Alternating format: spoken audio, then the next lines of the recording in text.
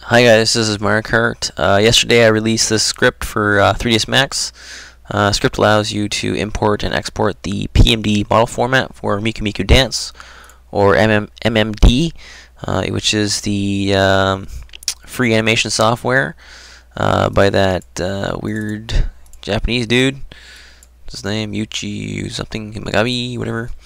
Anyway, PMD format was fairly easy, and I attempted to create my first model export script with it. Okay. The thing is, there's quite a few problems that I wasn't able to resolve, and I just wanted to show a demonstration of how to edit your model and just give a few tips on how to avoid some of the problems that I had, or bypass them. Anyway, so yeah, right now I just imported a stock model from Miku Miku Dance. When I downloaded it, it actually came with a few models, including this one. So I'm just going to modify this one and bring it back into here. Okay. Miku, I think, what's her name? Miko. Okay. You can see Miko here. Okay. Just kind of memorize what she looks like. Okay. Because when I when I import it and export it back out, it looks a bit different. Okay.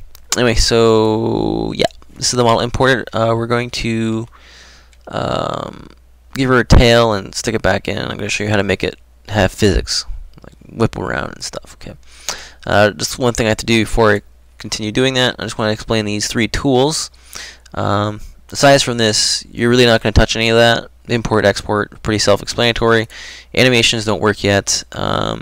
This stuff I don't recommend touching, because if you want to do modifications or like importing a model and exporting it back out, you're not going to be touching this. So don't touch that, because you have no reason to disable import of export or export of a certain item. There's just no point to it. One thing that is disabled and I don't recommend enabling is language conversion. You convert all the bones to English because they're in Japanese right now, but I haven't scripted the part that converts the Japanese back to English. So if you convert them to English, they'll get stuck as English, and when you put English back into the Japanese program, it'll be like, what? And it won't be able to work. So just keep on Japanese names. There's nothing you can do right now. And I've also disabled frames, because I wasn't able to resolve that within Max. There's a few other things I haven't been able to resolve. But anyway, these four buttons: hide collision model, obviously hides the collision model. Hide the nubs. You can notice that it hid the endpoints of all the bones. Reason behind that is that Miku Miku Dance doesn't actually store a rotation of a bone. It just stores the first pivot point and the next bone. So it goes from one pivot point to the next pivot point. So that's how we calculate a rotation based on global space from the center axis, I guess. So yeah, that's how it works. You get to the point where the end bones, like the finger, you get like finger 1, finger 2, finger 3. You won't be able to calculate the last bone's rotation. So to fix that, they create these little nubs. These nubs they're not used in anything at all, and you can't actually use them. So don't use them at all. Okay, that's the trick there. Don't use them. You have to use them to create a rotation for your last bone, but other than that, you can't use them. So that's why I have hide nubs. So when you're doing any modification to the skin weights, vertex weights, you don't accidentally add that or use it in any way. So that's what that's there for. Flag bones, invisible. Basically, those white bones there, they're invisible. Okay, but say you had a complex skeleton and you wanted to hide some things that weren't being used, maybe some extra twisting bones or something like that. You can just flag them white, and then when it goes back into Miku Miku Dance, they'll be invisible. Okay, something kind of minor and not really important, but anyway. Then this one here is UV discontinuities. Basically, your mesh has vertices and it also has texture vertices. Okay, at one point those can actually be bigger than each other. We can have more vertices than texture vertices. Okay, and that's kind of a problem without me modifying the mesh, editing the mesh to match the UVs or texture coordinates. I mean. I really can't do it without messing up the skin and the morph weights, or the morph targets, I mean. So I just had to kind of drop the subject or issue, and you really can't fix it. The only thing you can do is just test your model. Click on it, click on UV discontinuities, It'll say either good or bad. If it's bad, then what you can do is go to File, Export, and export as 3ds. Okay, and then import the model back in, test it again, and it should say good. Okay, and then use that good model. Okay, that's all there is to it. That's if you're using a brand new model, or you've created something new. But it's not going to prevent you from exporting a model. It's just going to cause issues with the texture coordinates. Texture coordinates determine how a texture wraps on an object. Okay, but I'm not going to center or explain too much about the UVs right now. What we're going to do is we're just going to add a simple tail. Okay, and we're going to add physics and stuff. Which, by the way, I'm going to add a 5th button, which will do that automatically for you. But for now, we're going to do it the long way, just so you get a whole kind of concept and idea of how we're going to do that. So, yeah. So what we're going to do is we're going to create a little tail using a cylinder. Okay. Oops, wrong way. Don't want to go that way. Okay. For right now, scaling doesn't work, so you can't do this. Okay. No, you can't do that. You have to edit the cylinder using these buttons here. Okay, keep that in mind. We're gonna make it look kind of tail-like. It's probably good enough. Let's enter this mode here. Make more height segments. Probably good enough. Okay, let's change this to like a black color. Okay, so we're just gonna hide this now. We're gonna create the bones for this thing now. Okay, keep in mind you need to make that nub. Okay, so we're going to create a base bone, which is that. We're going to create the rest of the bones. And okay, so when we exit or right click, it's going to create that. It's going to automatically create that nub for us. Okay, so we're going to just hide that for now because we don't want to use it. So we're going to convert this mesh to mesh, and we're going to add a skin modifier to it. Okay, now skin, and go to add bones, and we're going to add all the bones that are present. Okay, you can notice that it only added the bones that were in the scene at the time, and that's why I hid the nub bone, because you don't want the nub there. You can't use that nub in any kind of way at all. Okay, so I'm just going to move this or animate it. So we're going to enter animation mode. We're going to move the tail. Okay. Okay, so you can see the tail is actually kind of rough, even though it's kind of automatically assigned for us. We're going to give it some fluidness. Oops. Make sure you go into vertice mode first. And where's the tool for that? Okay. So we're just going to use the blend tool there. Kind of blend the weights out. Okay. Get the idea. Okay. Now, one thing I need to show you guys, when you're done doing your weighting, okay, you have to make sure that you're only using 2 bones. Now, if I select one vertice, that vertice has 3 different bones affecting that single vert. Okay. Unfortunately, Miku Dance has a limit of only 2 bones. Okay, so to limit that within 3ds Max, if you go in the skin modifier, if you scroll down to the Advanced Parameters tab, you can actually set the limit there. So bone effect limit, change it from 20 to 2. Okay, you can see all those skin weights that use 3, they now disappeared. Also, click on remove any 0 weights, just remove any garbage. You can see that entry deleted itself. And now our skin weights are now limited to 2. Alright, and you're going to do that once you're finished doing all your weighting. Okay. Okay, so alright, so we're just going to exit the or we're going to get out of there. Blah. Okay, next that we have a bone chain, we're going to want to create a IK chain, inverse kinetics, which will allow all the bones to follow together to a common goal. To do that, we're going to actually use the the nub as the goal point, because it's not, the goal point isn't actually being used. It's just a point in space where the rest of the bones will point to. So we're just going to use the nub just as a point reference, I guess. So you're going to highlight your base bone. We're going to go to animation, and under IK solver, select high solver. Okay, and we're just gonna click on the nub. Click on the nub. Okay, so now you can see that we have that IK effect going on there. Okay, everything kind of follows that. Okay, all right. Next thing we need to do is actually create the collision model, which isn't too bad either. Collision models in Miku Dance are handled by either a sphere, a box, and a capsule. Okay, so same way you would in Max, you're going to create a box. Either a box, a sphere, or a capsule is under extended properties, or extended primitive, sorry. Capsule. Okay. Later on, I'm going to tweak the script so you can actually use cylinder as well. But right now, you can only use box, sphere, or capsule. So we're going to be using capsule. And we're just going to... Oh, one last thing. Whenever you create a new object for collision model, make sure you create it from the top view. I still haven't figured out what's going on with the rotations. Sometimes they get screwy. I haven't really figured it out yet. Okay, so we're just going to...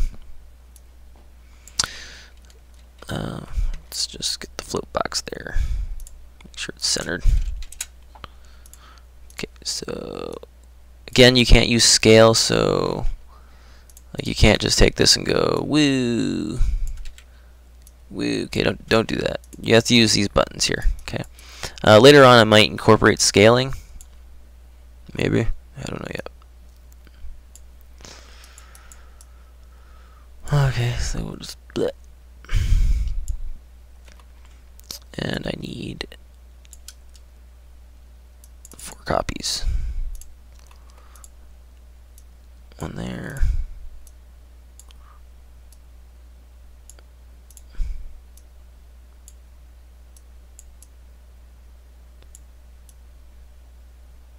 That was weird. Alright, so that's good enough. Okay, so if we move this tail, you can see that the collision models don't follow. We want the models to actually follow the bones, so to do that, we're going to click on link. We're just going to link all these little collision models to this tailbone. Okay, so if we do that again,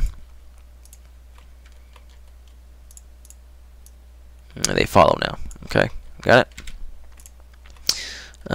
Then we have to actually create the hinge points. Okay, to do that we have to use, let's see if I remember, docs, no. Reactor. Okay, so yeah, this is your reactor tab. Okay, I forget how to stick this. There you go. See, actually, it was probably better where it was. Oh, no, it's just really messed up. What is that? Anyway, sorry. This is what you need to use, the point-to-point. So select the first bone, the base bone there, or not the bone, I mean the first collision model. You're going to click on the second one. So you're going to click on that and then hold Control and select the other one. So both are selected. Then you can click on Create Point-to-Point, and it'll create a point between those two bones. So you're just going to do that for the rest of the bones. Did I do that wrong? Create one there, create one there, create one there, create one there. Okay. So you want your pivot point to be kind of... That's stupid. What's going on here? Try it again. This one, point. This one, point. No. Messed up. Anyway.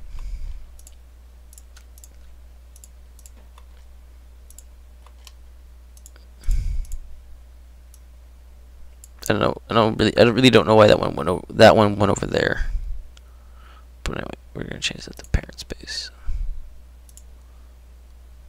or bananas.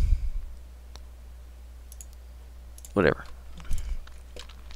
So these are kind of like, imagine this as a hinge point. So between this and this, that's where the hinge or the pivot's gonna be for that object. Okay, kind of ignores where the bones are. It's kind of confusing. Okay, so that's done. The last thing we have to do before we export is actually see that this is connected to something. So if you select the root bone, which is actually this green thing, and you move it, you can see that the tail isn't actually attached. So we're just going to attach it to the hip bone there. Remember to also not attach it to any nubs.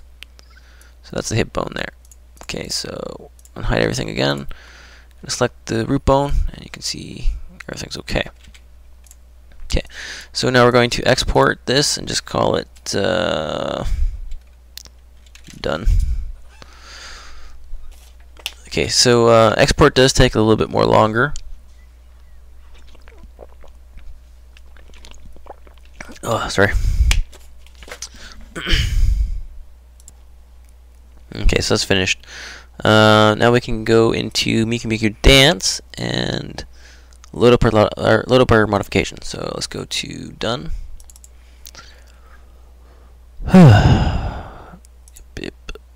Delete the other one. Delete that one. Okay. One thing you notice with delete the wrong one. Yeah, that's wrong. Okay. One thing you can notice with the this has been imported from 3ds Max, by the way, with the tail, right? You can notice that there's white there. That's actually created from bad normals. Okay. I haven't fixed that yet. I haven't really figured out why it's doing that. I think I need to unify something, but anyway, that's not too much of a big deal. If you load an animation file, it kind of goes away in render mode. Yeah, you don't really notice it that much. One area you do notice it in is actually the face. I don't know why the tongue fell out with the face. It's kind of weird. But you can notice there's actually some black lines on the lip there.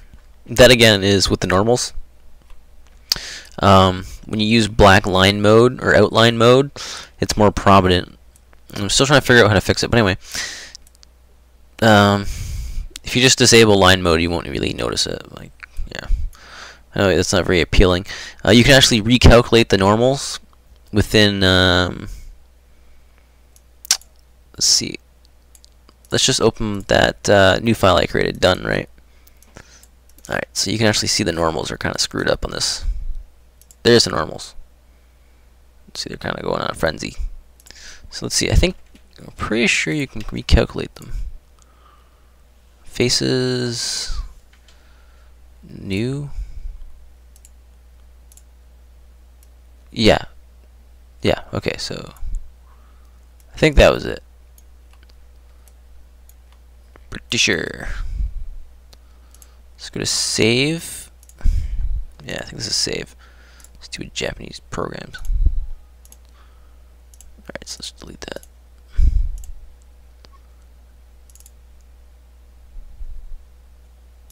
Yeah, if something's kind of weird, just resave it with pmd editor, and yeah, it'll pretty much just fix itself. But yeah, so yeah, the normals aren't really being calculated properly, but you can recalculate them within pmd editor. But either way, I'm still trying to work on a way to fix the normals when I export them. But anyway, let's get back to the tail. So this is the tail. I have added bones, obviously, and you can select them, and they rotate and stuff. Okay, you notice how that they all follow to the goal point here, which is what we want.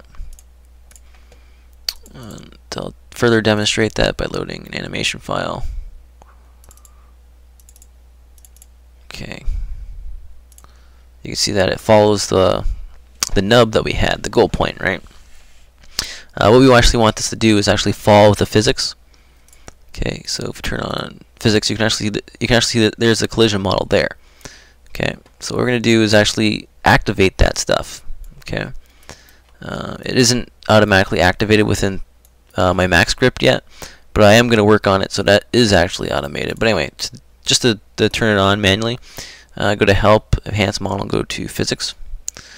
We're actually going to go to Rigid Bodies, and we're going to go in the drop list here, and just flip through those until you find the new objects that we created, or collision models. So there's the base collision object. Make sure that's set to static, and anything else coming off of that, make sure it's dynamic. dynamic, and dynamic. Okay. Of course, you can go to constraints, and that will tell the rotation and the speed and whatever. But everything's pretty much, you can leave it as is. It'll be stiff. Okay, so we'll just turn on anytime.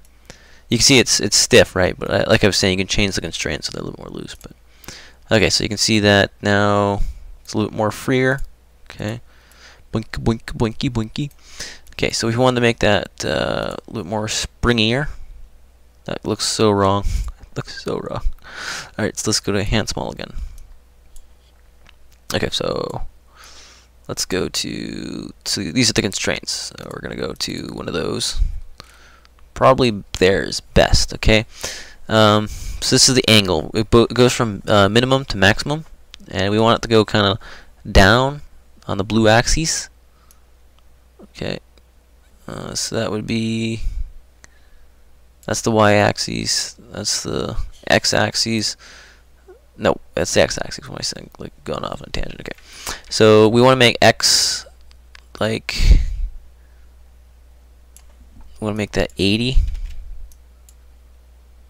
No, we want to make the maximum 80 and the minimum. Nah, I got lost. Make that 0 again. Alright, so that's going to be my max, which is 100, and maybe my min would be negative 30. Negative 30. And make that 100. Okay. Oops, whoa, got some crazy numbers in there. Okay, so these are in degrees, okay? I'm just going to put these back at 0.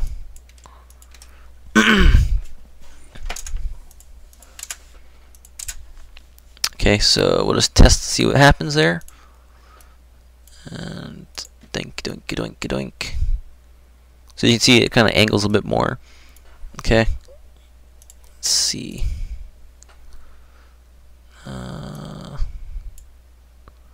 Physics model. Constraints.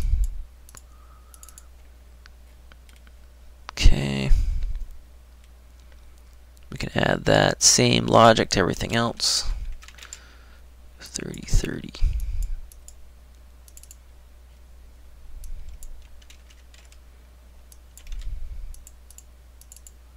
Oops, wrong button. Okay.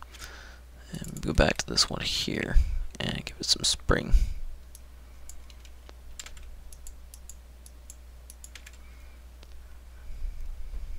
Okay, let's try that now. There you go. See the tails are more free there now. Boink, boink, boink, boink. There you go. So that's all there is to it. So yeah, modification within 3ds Max, pretty simple. A few little issues here and there, but nothing you can't fix. Good thing is that now you can directly import and export skin weights or vertex weights. That's one of the problems that I encountered, that unless you're using Lightwave or Blender, the only way to actually edit the skin weights was through this thing somehow. Just kind of annoying. So yeah, that's one nice thing that I was able to accomplish, was you can now edit your skin weights directly within 3ds Max and port them over. Then you can even use PMD editor to fix minor things like the normals and stuff like that. It's not too much of a big deal, I don't think. But anyway, so that's the showcase of the Max script. Okay, of course you can do something more drastically, like replacing the entire body. Just keep in mind you want to keep the skeleton, okay, which are the bones. You just want to remove the stuff like that.